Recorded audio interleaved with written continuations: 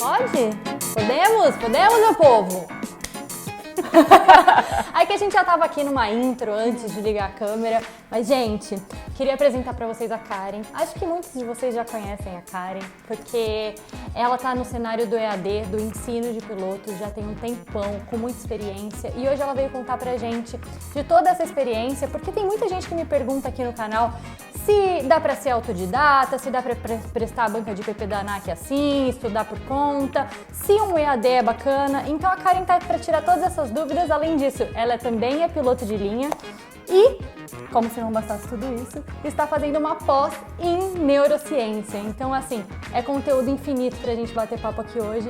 Karen, muito obrigada. Estou muito feliz com a sua presença aqui no canal. Já tinha um tempo que a gente vinha se falando, então trocando essa ideia toda assim nos bastidores. E tem muito conteúdo a agregar, então obrigada por você compartilhar isso com a gente.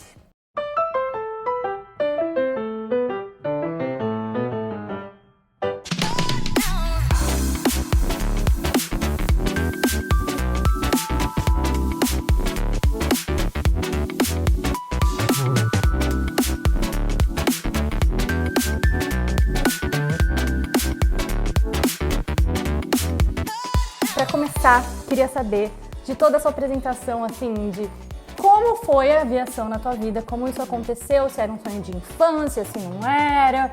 Aquela história, né? A história de piloto. A clássica. Sempre digo, né? Por trás de um piloto sempre existe uma história de amor, né? Sempre existe uma história de paixão. Na verdade, assim, não era uma coisa que eu queria desde pequena, né? Não era algo presente, meus pais não eram aviadores, ninguém era comissário na minha família. Foi algo que foi acontecendo, né, como eu digo. Então, quando tu chega ali naqueles 16, 17 anos, começa a bater aquela pressão, né, pô, o que tu vai fazer aí pro resto da tua vida? Então, eu fui lá no colégio, na época fizeram um teste vocacional, né, e deu uma série de profissões, dentre elas ciências aeronáuticas. Gente, eu lembro que na época que eu fazia terceiro colegial, nem era uma hipótese, que não estava no guia do estudante, assim, aviador ou ciências aeronáuticas, eu nunca tinha ouvido falar isso. Que curioso, porque nessas feiras, assim, não era uma opção pra mim. E aí apareceu e eu achei justamente, nossa, que curioso, vou ver o que é isso.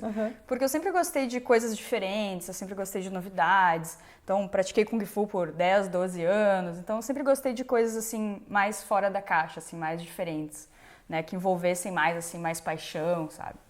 E eu realmente queria acertar desde o início e aí eu fui pesquisar, né? Então eu peguei todas as profissões que deram lá e a primeira que eu fui pesquisar foi ciências aeronáuticas porque eu achei muito legal. E aí eu descobri que ciências aeronáuticas estava relacionado à aviação, mais especificamente a piloto de avião, né? Que existem outras segmentações dentro das ciências aeronáuticas, mas aquele meu teste estava focado para piloto de avião. E aí eu, enfim, fui no aeroclube, né? E senti aquela atmosfera, cheguei lá, vi as aeronaves, já me mostraram, já me colocaram dentro do avião, eu já achei aquilo super legal, né? Não cheguei a voar nessa primeira visita que eu fiz e aquilo já me cativou, sabe? Já me motivou e eu disse, nossa, é legal. O ambiente de aeroclube, ele é muito gostoso, né? Ele Às vezes eu tenho saudade de voltar no ambiente de aeroclube, encontrar as pessoas, quando você fica lá vendo o avião, secando o pouso dos colegas. Sim. Então, é uma atmosfera diferente, assim, né? Então, eu cheguei ali e pensei, nossa, eu posso trabalhar com isso. E aí eu não sabia como, não sabia quanto tempo durava, não sabia nada, né? E aí, bom, enfim, voltei para casa com toda aquela empolgação, nem olhei o resto das profissões, né? Eu disse, não, eu vou pesquisar mais a fundo, vou tentar conhecer alguém. Na época eu não conhecia nenhum piloto, não tive oportunidade, assim, de conversar, né? Só o pessoal ali do aeroclube. E aí pesquisei, enfim, como é que era, quanto tempo durava, piloto privado, piloto comercial. Tinha a possibilidade de fazer a faculdade de Ciências Aeronáuticas, como eu moro em Porto Alegre e a PUC é aqui, né? E eu sempre gostei de ler, de estudar, né? Sempre fui um pouco mais nerd, assim, né? Então eu queria muito fazer a faculdade. E aí eu lembro que eu cheguei e eu pensava assim, ó, como é que eu vou falar pro meu pai que eu quero fazer isso? Como é que eu vou falar pra minha mãe, né? O que eles vão achar? Eles vão achar que eu sou uma louca. Minha mãe acha que eu sou uma louca até hoje. Eu não fiz ciências aeronáuticas, mas ela acha, ela tem certeza, né, na verdade. Então eu me ensaiei muito, né, e eu pensei, não tem muito como falar isso, né, eu vou falar como eu preciso falar. Daí eu lembro que eu falei primeiro pro meu pai, né, que era quem me ajudava, assim, financeiramente, colégio e tudo mais, então era o elemento mais mais assim, referência, né, desse assunto. E aí eu lembro que eu tava na fazenda, assim, com ele, e eu disse, pai, olha só, eu preciso te contar um negócio. E já aqui, assim, né, eu vou tomar uma tunda, né, como dizem aqui no sul, né. O que seria tomar uma tunda? Tomar uma tunda, tomar um laço. Não adiantou nada, né. Pé no peito. Laço. Tipo... E aí eu lembro que eu falei pra ele, ele encheu os olhos de lágrima, assim, e disse assim, só um pouquinho. Aí ele foi lá no escritório dele, mexeu num monte de coisa, e me trouxe o CCF dele, de 86, eu acho. Caraca. Não, 76, sei lá qual é o ano. Me trouxe o CCF dele impresso e disse assim, esse aqui vai ser teu amuleto. A gente não sabe muito bem como é que a gente vai fazer, mas a gente vai fazer. Te apoiou desde o primeiro dia. Ele me apoiou desde o início, assim. Aí a minha mãe já achou mais estranho, né? Ela já disse, nossa, por que tu não faz alguma coisa direito, uma administração...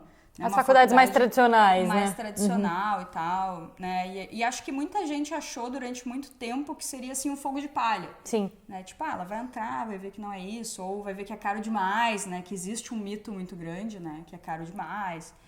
E aí fui gostando, fui indo para o Aeroclube, algumas épocas eram um pouco mais difíceis, fazia um planejamento financeiro, sabe? Às vezes parava um pouco de voar, depois voava um pouco mais, então... é como eu sempre digo, né? Quando tu tem um sonho, tu tem um objetivo e tu tá disposta a fazer aquilo ali, independente do que aconteça, vai dar certo. Sim. Não tem como não dar certo. Porque você encontra meios, né? Exatamente. Encontra caminhos. Exatamente. Tão simples quanto isso. O caminho não é simples, mas você vai descobrir ele e você não tem todas as respostas antes. Ele vai surgindo ao longo do caminho. Exatamente. E Karen, como é que foi esse planejamento financeiro para você fazer suas horas? Já que você tocou nesse tema, eu acho que é um assunto super interessante para quem tem interesse na carreira, né? Porque é um valor, assim, aproximado de uma faculdade inteira. Então, as pessoas realmente precisam pensar e se planejar com muito carinho e organização para não se deparar com surpresas e se enrolar lá na frente. Como foi isso para você? Pra mim, quando eu comecei a faculdade, eu peguei o crédito educativo da PUC. Que nada mais é do que tu entrar lá e prometer pra PUC que tu vai pagar 2 anos ou 1 ano, não me lembro mais, depois de formado. Então, tu financia praticamente 100% da faculdade. Né? Então, na faculdade eu entrei com crédito educativo porque meus pais, na época, realmente não tinham condições de pagar a hora de voo e faculdade, mas eu queria fazer faculdade, eu ia fazer faculdade. Então, depois eu pensava, depois eu provavelmente estivesse trabalhando e tudo mais, que nem tu falou, né? As coisas vão se ajustando.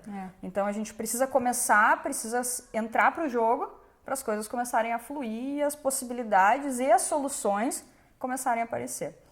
E aí eu lembro de um dia, e aí, bom, enfim, as horas de voo eu fiz algumas, assim, tipo, não cheguei a solar ainda, o dinheiro acabou, porque eu não tinha um planejamento, né, e não sabia dessa coisa de, né, tu tem que ter pelo menos uma parte significante para começar o PP, para tu não perder desempenho, não tinha noção nada disso, né, então, errei muito, gastei muito mais dinheiro do que eu precisaria ter gasto, mas tudo isso vai te trazendo, né, experiências, né, que muitas vezes depois tu acaba passando para alunos, acaba ajudando, né, acabei indo para esse lado da instrução, que a gente vai falar depois. Sim.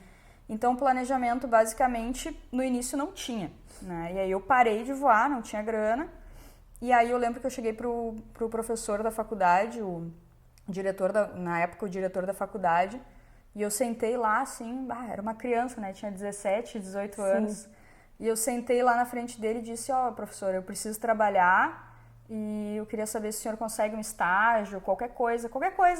Daí ele me falou, olha, Karen, vai pagar muito pouco esse estágio e tal, mas eu tenho um estágio aqui na ANAC. Falei, não, me consegue. Na época era tipo R$400, sabe? Mas R$400 eu já podia pagar 1 hora de voo. Com certeza. Né? Então, assim, já era melhor do que nada. Karen, mas aí tu continuou a faculdade com R$400 por mês? Sim. Mas eu sabia que a partir dali iam surgir outras coisas. Então, beleza, fui estagiar na ANAC, fiz grandes amigos, pessoas que eu tenho contato até hoje, né? E sempre que surge uma dúvida, principalmente de RBAC, funciona assim, não funciona assim, eu tenho um WhatsApp pessoal, né? Então, assim, me trouxe outras coisas que não só a questão financeira, né? E aí fui indo. Karen, realmente, né? R$400 não dá pra muita coisa. E aí eu tive a oportunidade de começar a ministrar aula teórica, também através de um professor lá da faculdade que me indicou, né? Ele viu ali que eu estava com dificuldade de pagar minhas horas e perguntou se eu não queria dar instrução. na instrução teórica, né? Falei, pô, professor, não sei, nunca dei aula e tal, não sei como é que vai funcionar. E aí eu fui lá na escola, né? Então me apresentei, falei que eu estava disponível e o dono da escola falou, então tá, sábado tu começa. E eu fiquei, como assim sábado? Sábado eu começo, como assim? Daí eu pensei comigo, né? Tu não queria uma oportunidade? Cuidado com o que tu pede pra Deus. Mas cuidado mesmo. Cuidado o universo, ele faz assim mesmo. e te manda e você nem tava... Meu Deus, e agora? Tá aqui no meu colo. Lida com isso. Então, assim, por isso que eu digo, quando a gente se mexe, as coisas se mexem ao nosso redor. Então, se eu tivesse lá no colégio, ficado pensando, pô, como é que eu vou pagar minhas horas de voo? Jamais eu teria caído nessa solução, se eu não tivesse começado, sabe? E eu sei que quem tá nos assistindo pensa que isso é impossível. Pensa, muitas vezes pensa. Né? Pensa assim, tá, a Karen tá falando isso aí agora, mas será que comigo vai funcionar assim? Com todo mundo funciona assim. No momento que tu começa, as coisas começam a girar. Tu começa a conhecer gente, tu começa a criar oportunidades. Claro, tu tem que aproveitar, né? Imagina se eu tivesse chegado lá pro dono da escola e tivesse dito, esse sábado eu não posso.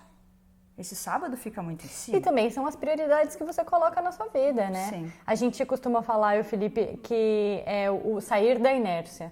Quando você sai da inércia, começa a dar fluxo e começa a dar movimento para a vida, o movimento vem de volta. Então as oportunidades começam a acontecer, você começa a encontrar os caminhos coerentes para você. Só que daí você tem que abraçar a causa também, né? Claro. E priorizar aquilo que você quer e o caminho vai aparecendo. Karen, você citou sobre o fato da faculdade de Ciências Aeronáuticas e outras faculdades que têm a ver com o universo da aviação, dá para trabalhar com outras coisas também, além de ser piloto de avião. Eu tô até saindo um pouquinho do nosso roteiro, mas é porque são assuntos tão interessantes que eu acho que faz todo sentido para o pessoal que está assistindo a gente. Quais são as possibilidades? Na verdade, assim, a PUC do Rio Grande do Sul ela é bem focada na pilotagem. Quem entra lá não se forma sem ter as carteiras de piloto. Mas eu sei que existem várias outras faculdades e universidades que a pessoa não precisa necessariamente ter as carteiras de piloto. Então, tu pode ir para uma gestão de aviação civil, tu pode trabalhar na parte de malha, na parte estratégica, na parte de escala, né? Então, existem outros setores estratégicos que a gente sabe que precisa de conhecimento de aviação. Então, existe todo digamos assim, uma estrutura ao redor do voo que também precisa de pessoas que entendam tanto quanto os pilotos daquela atividade ali, né? Então, assim, o pessoal lá da IMI Morumbi, de São Paulo, eu sei que quem se forma lá não necessariamente precisa ter as habilitações, mas sai com uma gama de possibilidades. Legal. Para quem está assistindo a gente tem interesse na área de aviação, não só como aviador, mas também gestão de aeroportos, gestão de trabalhar na própria linha aérea, enfim, tem N outras possibilidades que envolvem a aviação, mas não necessariamente como piloto. E Karen, aí você entrou na linha aérea. Eu queria saber como foi a sua preparação. Assim, depois que também você já tem tanta experiência com o ensino, né, que a gente vai tratar, como é que você se preparou para uma seleção de linha aérea? Teve a faculdade, teve todas as suas licenças, só que a gente sabe que o que você aprende e presta na ANAC não necessariamente vai ser cobrado na linha aérea. Às vezes tem um caminho aí que fica meio que uma lacuna. E agora? Como eu me preparo? Como foi esse processo? Esse processo, na verdade, no começo, eu não sabia muito bem como me preparar, né? Isso a gente está falando de quase 10 anos atrás, 8 anos atrás, né? Então, assim, hoje a gente tem aí canais, né, como vocês estão vendo aqui, canais que falam sobre isso, que, né, tiram o pano preto da aviação. Há 10, 8 anos atrás, a gente tinha muito mais dificuldade de ter acesso a esse tipo de informação, né? Então, ainda que eu estivesse dentro de uma faculdade específica para isso, a gente não tinha todas as ferramentas especificamente para se preparar para um processo seletivo. Então, a gente era muito focado no técnico, né? Em saber o conteúdo, em entrar bastante ali em peso e balanceamento, performance, meteorologia. Se dava muita atenção para a parte técnica. E foi justamente nesse momento que as empresas aéreas elas começaram a profissionalizar os processos seletivos. Então, existia lá teste psicológico, teste psicotécnico, entrevista com RH, entrevista com piloto, prova técnica, né? Coisas assim que eu peguei justamente a transição, né? De quando era algo simples e passou a ser algo complexo. Então, a própria universidade não sabia muito bem como lidar com isso, as escolas também não sabiam. Hoje, a gente já tem mais experiência, né? Já tem mais pessoas que fizeram, enfim, já é uma ciência, né, o processo seletivo. E antes ele não era. Mas eu me considerava, assim, ó, prontíssima, assim, ó. Tipo, eu tinha certeza absoluta que eu ia passar. Eis que fiz o meu primeiro processo seletivo, um ano depois de formada, mais ou menos, tinha uns 21 anos, e rodei. E aí eu fiquei com aquela assim, nossa, como que eu rodei? O que eu fiz errado? Por quê, né? Porque o que faltou? Por que deu errado? Pô, eu estudei tanto, né? Eu ia super bem nas provas, dava aula, né? Quando a gente ensina, a gente aprende muito. O que eu ficava pensando era assim, o que eu vou falar para os alunos? Imagina, professora rodou. Né? O que o aluno vai pensar? Pô, se a Karen rodou, né, eu tô lascado. Então eu fiquei muito preocupada com isso, até eu entender que realmente o que faltou ali foram habilidades não técnicas. Né? Então, assim, porque quando eu fiz a prova técnica, era uma prova super difícil, uma prova em inglês, tal, super bem elaborada, mas eu fiz a prova tranquila.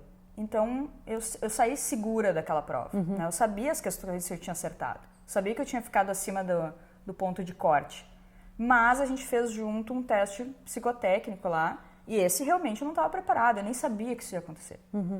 Então, provavelmente, né, a gente não tem o feedback, assim, da empresa, mas eu sinto, né, no meu coração, assim, que a parte não técnica realmente ficou a desejar.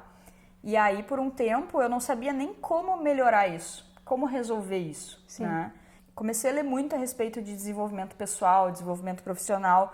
Conheci a Olga, que trabalha com a gente lá no Trem de Pouso, que é a nossa coach específica de aviação. Né? Ela trabalha só com piloto. Que legal. É formação, assim, ó, migração de carreira, ela trabalha muito com preparatório específico para processo seletivo.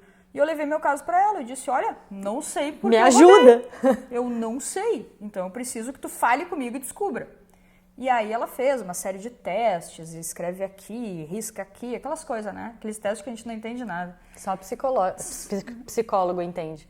E aí ela disse, não, realmente aqui a tua habilidade pode parecer até estranho, mas a tua habilidade de comunicação não tá legal. E aí eu fiquei, nossa. Aí tu começa a refletir, né? Realmente, né? Hoje eu melhorei muito, né? Mas eu era uma pessoa bem introspectiva, né? Eu não tinha tantos amigos, eu era muito reservada, eu era muito focada na tarefa e muito pouco nas pessoas que estavam ao meu redor. Então, assim, isso não combina com a aviação, né? Se tu for ver. É muito louco isso, porque, assim, a gente às vezes pensa que a aviação é uma profissão de exatas. Só que é um ledo engano, assim, é uma combinação de exatas e humanas tão grande, assim, é uma dança entre que transita entre essas duas competências, exatas e humanas, né? Porque tem tantos fatores que não são exatos que acontecem no nosso dia a dia, inclusive mais. Depois que você está há um tempo já exercendo, que passou aquela curva de aprendizado tão grande, né? Tão mais pesada que é o treinamento inicial, e você chega num estado que você está mais confortável com a parte técnica, sempre tem desafios e coisas a aprender, obviamente vai ter pro resto da nossa vida, mas que aí a parte não técnica que vai pegando, né? O trabalho em você se comunicar com o órgão de controle, você ser assertiva, você entender o seu papel dentro de uma hierarquia, você tratar o pessoal de solo e saber se comunicar com as pessoas de forma a passar a sua mensagem, a ser compreendida, porque senão de nada adianta. Isso, se a gente falar só da comunicação, entre todas as outras competências, né? Exatamente. Tomada de decisão, liderança, consciência situacional, tanta coisa que é extremamente importante para o dia a dia do nosso trabalho. Então, a gente precisa já pensar nisso desde o começo, e esse é um feedback que raramente é dado pra gente. Então, é uma autopercepção, uma autoanálise, um autoconhecimento, assim, durante toda a nossa vida. É verdade. E a gente não é preparado para isso na nossa formação. A nossa formação básica hoje de piloto, ela é extremamente técnica. E ninguém te fala, olha, tu precisa melhorar a tua liderança, precisa melhorar a tua comunicação, tu tem que ser mais assertivo, tu tem que ser mais objetivo. Né? A gente não tem esse background, né, de feedback, a gente não tem isso. Então a gente fica ali, se tu já tem uma comunicação boa, que bom, mas tu não consegue nem medir se a tua comunicação é boa ou não. Então, tu vai literalmente assim, se tu tiver legal, tu vai passar, se não tiver, não vai. Né? Então, assim, foi uma surpresa muito grande pra mim, porque eu sempre estudei muito. Então, a minha parte técnica estava super em dia. Né? E aí eu comecei a refletir, realmente, né? Quando as pessoas vinham falar comigo, tipo, eu só queria resolver o negócio da tarefa. Né? A execução, o objetivo e... Você tem um perfil super executor, assim, super. Só de falar um pouquinho com você, a gente se conhece há pouco tempo e tal, mas dá pra perceber esse perfil, assim, muito claramente, executora e o que é pra fazer que a gente realize e pronto, sabe? Exatamente. Só que a gente precisa abrir a nossa cabeça, né? Porque, embora tenha a tarefa lá pra ser executada, a gente tem muitas pessoas ao redor dessa tarefa e todo mundo é importante.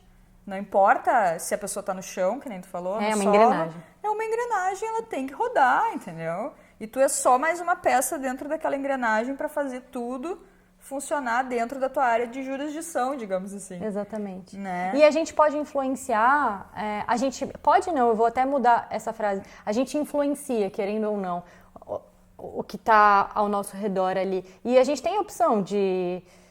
influenciar pro lado bom ou pro lado ruim. Se a gente é um pontinho que vai disseminar coisa, um monte de reclamação. Por exemplo, citar um exemplo de reclamação. Cara, você contamina as pessoas que estão ali trabalhando com você. Um negócio que é pra ser leve, acaba ficando mais pesado, sabe? E todo mundo, os comissários que estão contigo, vai te influenciar, você vai influenciar. Então, é essa engrenagem e quanto mais você puder fazer o bem para ela, né, de forma assertiva e com todas essas técnicas que são possíveis de você melhorar e trabalhar, melhor. Karen, aí eu queria agora que você entrasse...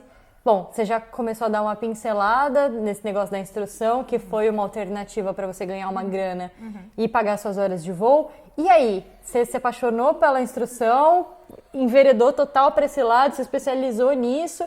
Conta pra gente. Na verdade, começou como uma opção, né? Começou como uma possibilidade para juntar dinheiro para fazer as horas de voo.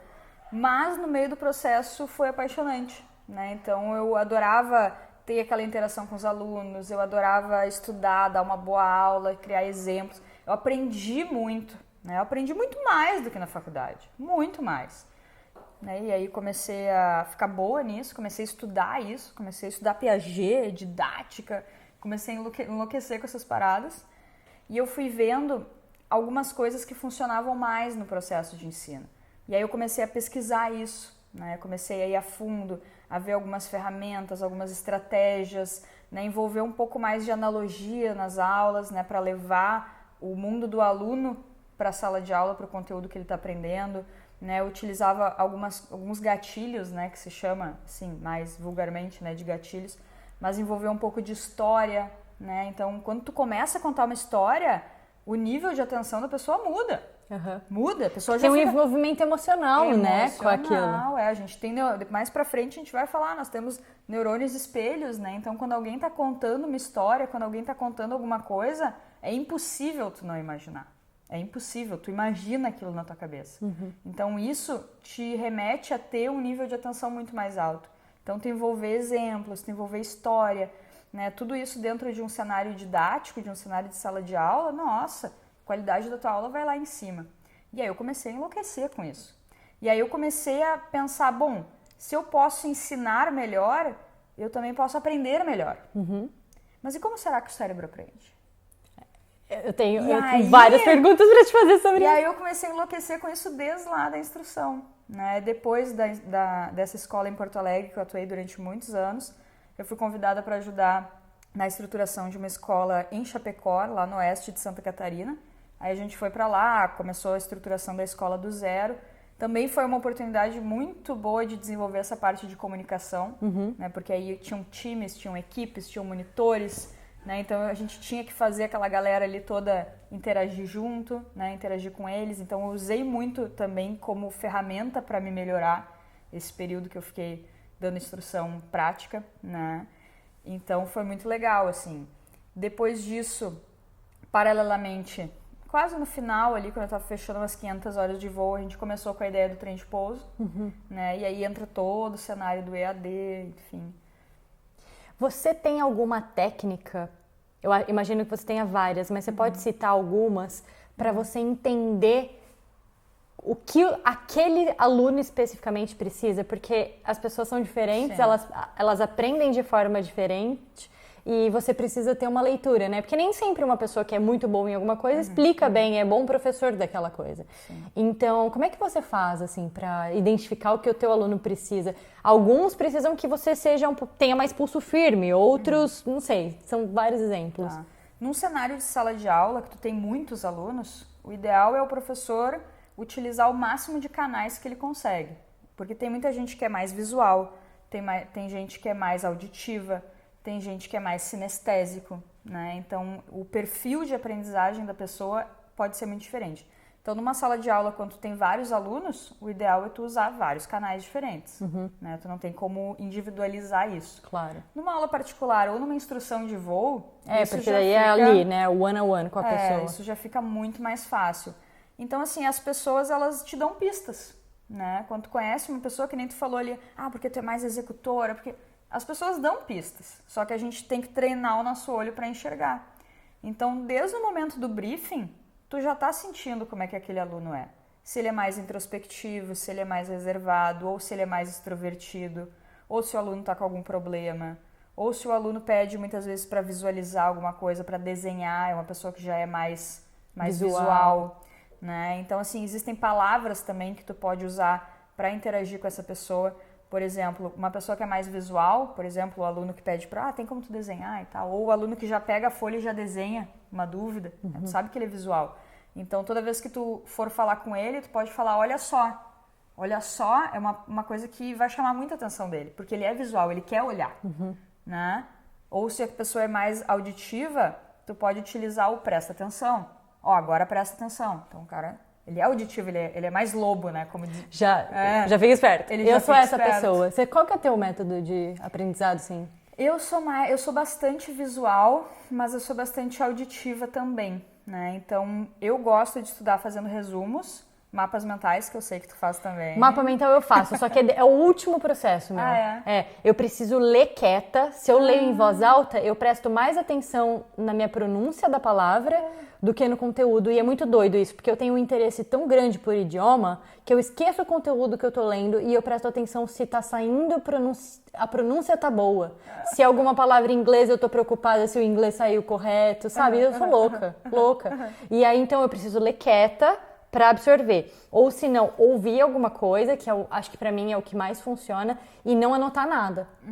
Depois, o resumo em mapa mental. Ficar escrevendo, minha filha enlouqueça, não funciona. Não, pra mim é totalmente o contrário. Eu leio em voz alta, né? E aí eu faço resumos com as minhas palavras mais simplificadas, setas, flechas, né? Bastante coisa visual, bastante colorido, quanto mais desenho, melhor. E uma coisa que eu acho que assim, eu acho que todo mundo deveria fazer isso na vida, que é a autoexplicação. Então, tu pegar um conceito ali e tu falar pra ti mesmo, tá, Karen, como é que o avião voa? O avião voa porque na asa a gente tem o intradorso e o extradorso. Então, o fluxo de ar vai passar mais rápido na parte de cima, porque tem o estreitamento e tal. Então, tu vai te explicando, não precisa estar no espelho, tá? Isso é bobagem. Até porque você vai prestar... se estivesse no espelho, ia prestar mais atenção se eu tô aparecendo XYZ, ou se eu tô... E nem ia... Conteúdo que é bom, então, nada, né? A autoexplicação, assim... E sem contar que toda vez que tu desenha, explica, fala com outras palavras... Toda vez que tu reinventa alguma coisa, tu força o teu cérebro a criar novas conexões. Novas sinapses. E aí, aquilo ali que vai criar o teu aprendizado, né? Então, eu gosto muito de resumo, leitura em voz alta, porque eu sou muito auditiva. E a autoexplicação para reorganizar as ideias, para mim, é fundamental, assim. Claro, existem milhões de formas, né? Mas geralmente eu centralizo, assim, dessa forma. Cara, e como é que foi daí a parte, você dava instrução prática para as pessoas, instrução também na sala de aula, que era ao vivo, né, era presencial, e aí você foi pro EAD com o Trem, que é um projeto que na época nem existiam outros EADs, foi super inovador e tal, e eu imagino que deva ter sido um grande aprendizado até para você, Sim. Porque você era pioneira nisso. Como é que é isso? E assim... Como você transformou aquele conteúdo que você dava presencial para as pessoas absorverem da mesma forma e ter validade aquilo, sabe? Eu te digo que assim, ó, hoje eu digo com a mais absoluta certeza, um método bom EAD, ele é muito melhor que um método presencial. Eu fico muito melhor. Muito surpresa com essa frase. Muito melhor. Quero entender melhor. Porque assim, no EAD, claro, a gente está falando de um bom EAD, dentro de uma boa plataforma, com bons professores, com recurso de conversar com o próprio professor quando tu precisar, quando tiver alguma dúvida. Então, assim, a primeira coisa que a gente tem que definir é que existem coisas boas, como tudo na vida, Como né? tudo na vida. Existem coisas boas, existem coisas mais ou menos, existe coisa ruim. Sim, a gente tem que filtrar aquele conteúdo que a gente quer e saber o que a gente está consumindo, né? Isso. Que tipo de conteúdo a gente está consumindo. Mas eu imagino que também a plataforma EAD, ela possibilita um dinamismo que a sala de aula talvez não, né? Não sei, a presencial talvez não. E assim, para quem é realmente focado e realmente quer aprender, o EAD tu tá ali, tu tá sozinho, tu não tem aquele colega no fundo da sala que fica no celular, que fica tocando papelzinho, que tá indo para aula só porque o pai tá mandando, né? Então a galera que faz o curso EAD é uma galera mais interessada, é uma galera mais focada. Geralmente a pessoa não tem tempo de ir para uma escola presencial, então ela acaba optando pelo EAD. Então as pessoas que estudam EAD geralmente são mais focadas, são mais direcionadas. Se essa pessoa ela tiver um bom método, né, não só uma aula solta ali, mas estiver dentro de uma estrutura bem desenhada, né, e ela puder avançar, ela puder pausar, hoje eu quero assistir uma aula, porque eu tô cansado, vou assistir só uma. Aí outro dia, hoje eu vou pegar o domingo inteiro e vou fazer uma maratona aqui, né? E aí ela vai fazendo o resumo junto, ela baixa o PDF, me surgiu uma dúvida, vou mandar aqui, é o próprio professor da matéria que responde, não é um atravessador, não é um estagiário, não é ninguém, é o próprio professor, né? Isso eu acho que é muito importante, né? Essa conexão, os nossos alunos mesmo eles falam que o ensino é a distância, mas a única coisa que não tem é distância, sabe? Então são feedbacks assim que a gente ouve, assim, nossa, era isso que a gente queria, sabe? Coisa boa, é um reconhecimento incrível do seu trabalho. É incrível, a gente recebe muitos vídeos, né? Lá no nosso site tem mais de 50, 60 depoimentos em vídeo, né? Das pessoas falando assim, olha, eu não acreditava no EAD, né? Já fiz outros cursos EAD, já fiz faculdade EAD, as pessoas falam, e eu nunca vi nada como o que vocês criaram aqui. Porque a gente realmente sentou, né, os instrutores, sentamos todos os instrutores, todo mundo já com experiência de sala de aula, e a gente identificou, quais são os problemas hoje do ensino? Tá, e como é que a gente pode resolver? Tá, e como é que a gente pode empacotar isso dentro de uma plataforma que o cara possa acessar 24 horas por dia? Né? E aí a gente criou a nossa metodologia, então, baseada na experiência, né, não foi uma coisa assim que veio do nada, né, embora hoje ela seja EAD, a gente teve muita cancha de sala de aula. Claro. Né? E tudo isso você transformou pro ensino à distância. E um dado muito curioso, que talvez tu nem acredite, mas é muito verdade, e eu também não acreditei quando eu percebi isso. Uma aula que eu levava 3 horas e meia para dar, mesmo conteúdo, mesmos exemplos, mesmas piadas, mesmo tudo, tá?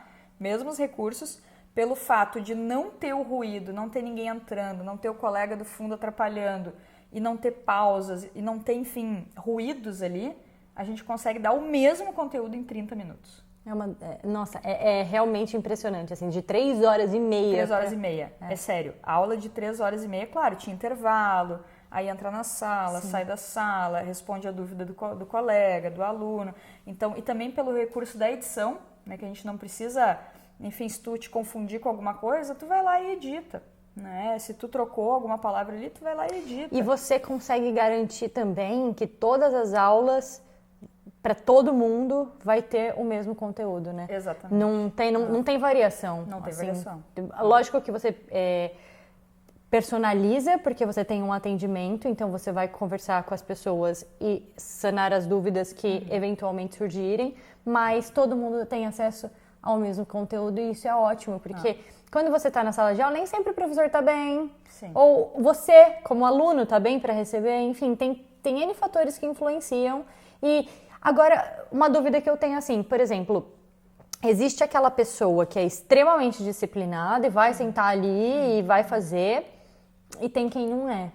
Vocês dão um direcionamento para essas pessoas, para os alunos, quando eles entram, quando eles começam o curso? Como funciona? Porque a pessoa que não vai sabe, tá ali, sim, na frente do computador. Sim. A gente tem sugestões de cronogramas, porque a gente entende assim, ó, que o ensino EAD, ele tem que ter liberdade. Mas a pessoa também não pode ficar 100% solta a ponto de ficar perdida.